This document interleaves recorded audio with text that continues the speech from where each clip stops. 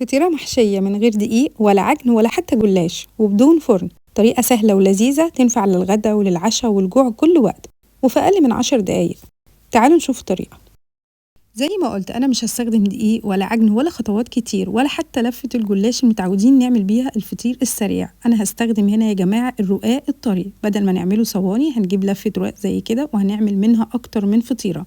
هحتاج للفطيرة الواحدة طبقتين من الرقاق. الأول هنفرده ونغطيه على جنب علشان ما ينشفش، ونبدأ ناخد معانا أول ورقة من الرقاق هدهنها دهنة بسيطة جدا بالفرشة، ما تكملش ربع معلقة من السمنة أو الزيت، وممكن من غير خالص.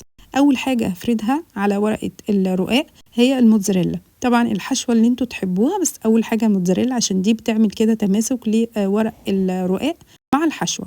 هفرده كويس ما وصلوش للأطراف قوي، واحط كمان بقى فلفل رومي مقطع زي كده، لو موجود عندكم فلفل ألوان تقدروا تضيفوه. بعد كده أنا كان عندي سلامي، أي بقى مكونات عندكم يا جماعة في التلاجة، ينفع بسطرمة، ينفع سجق، سوسيس، اللي انتوا تحبوه.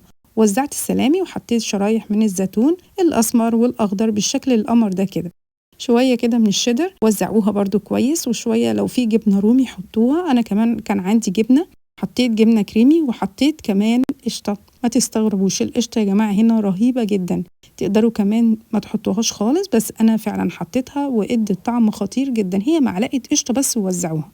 كملت عليها كده رشة من الشيدر وكمان رشة موتزاريلا علشان تمسك طبقة الرواق التانية. هحطها بالشكل ده واضغط كويس. لو انتوا حاسين ان انتوا ممكن تبقوا عايزين تخلوا الطبقات اكبر شوية، مش هتزودوا اكتر من طبقة واحدة، وتحطوا ما بين كل طبقة والتانية شوية من الموتزاريلا علشان تمسكها.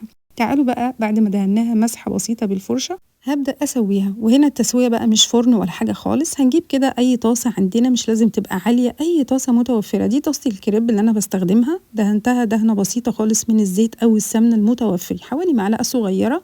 وطبعا هسخنها كويس وهنزل بالفطيرة الحلوة بتاعتنا دي.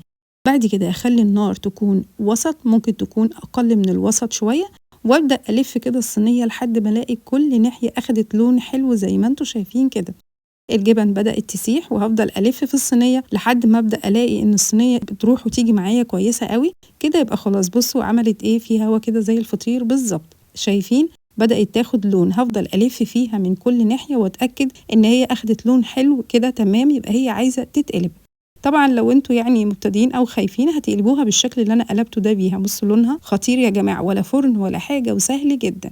قلبتها على الناحية التانية على طول أهي، وبس كده.